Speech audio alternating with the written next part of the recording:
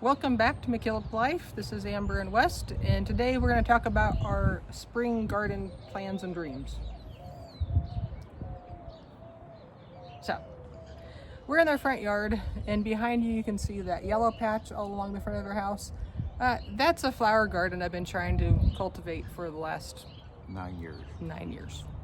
Ever since we got married, I came here.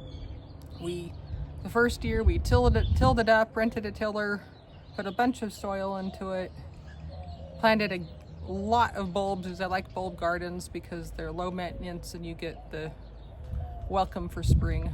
And every single year I have put new plants into it, and every single year it has been overtaken by grass. And this year we found out that the grass is Bermuda grass, and you basically can't do anything about it. Whatever you do, it'll come back, and it's known for its hardiness and its persistence. They talk about digging graves and finding roots 4 feet deep. So, under advisement from the local garden place, they suggested, or they agreed, that it'd be a good idea to transition to pots. So we're going to change this front over to a potted garden, and behind me you can see the white pots, and we're going to get some more in addition, because we estimate for those size pots we'll probably need 10 of them to go across the entire front of the house. And those are actually, people are happy to get rid of them around here. They're Livestock lick tubs. Yeah, so they get supplements for their livestock, their horses or their cows or whatever, and that's basically trash for them. And they're wonderful containers. Our entire backyard is filled with those as our vegetable garden, and it's worked out well, so we're excited to use it. And our method to fight the grass is not to have the drain holes in the bottom of the pot, because the grass will just come up through the drain hole, but have the drain hole like 6 inches or 5 inches up the side of it. So when we're filling them, it's going to be a little bit of a challenge, or it's not a challenge, it's just we're going to be strategic in how we fill them.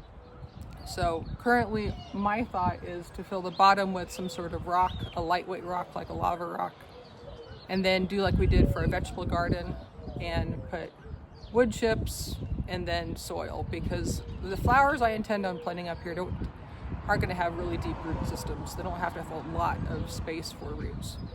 So far today, you can see over here there's some bricks against the house and our wheelbarrow, and we pulled up our brick border, which is basically doing nothing.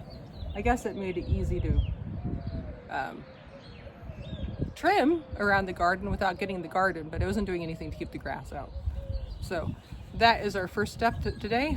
And then the other thing we're planning on doing today is pulling up the old irrigation system we put in. It's been in there for 9 years. We keep adding to it and changing it and repairing it. And so the thought of trying to set up a whole new system, reusing that, we think it'll be better just to start from scratch. So those are our 2 tasks for this weekend for the front garden. Let's go to the back. So here we are in the backyard. If you remember from last year, this is our potted garden we put in for vegetables last year, and it worked out wonderfully. We were gone out of this house, out of this area, 7 months. The majority of the year last year, and we were still able to harvest food out of here, and with very minimal maintenance, because being in pots you have less weed pressure. So this is our potted garden. We pulled off all the dead stuff on the surface. Our chore today is to dig up the little stumps of the plants out of the pots so that we can start amending the soil. And then this was an experiment for us last year. Well, all of this was an experiment, but here, this was our vegetable garden in previous years, and it just gets too much shade to be productive. And last year we converted it over to an herb garden, and I am excited to say some of the herbs came back, and I get to go through there and pick and sniff and figure out which ones are actually coming back. So it's nice to see some return on our efforts from last year. So some of them are back. That's the other thing. We're going to try to save some of the plants from the front garden, but my concern is they will be infested with grass. So I'm going to temporarily transplant them to a smaller container and let them sit there for a little bit and grow and prove that they're not just grass. So we'll see.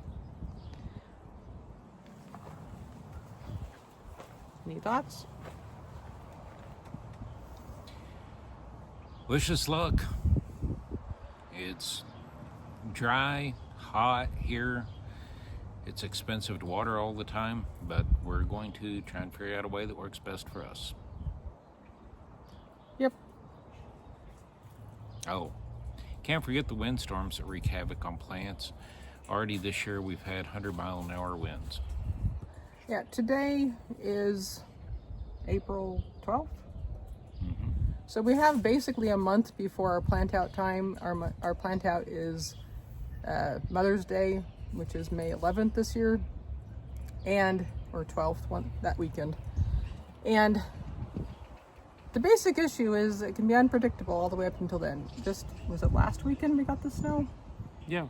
So last weekend we had a snowstorm, and everybody was all excited, and I saw so much yard work being done before that snowstorm, and we definitely got down to freezing temperatures for a couple nights.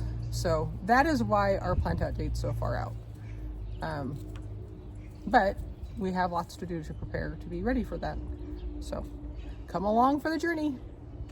Until next time, feel free to like and subscribe. Have a wonderful day.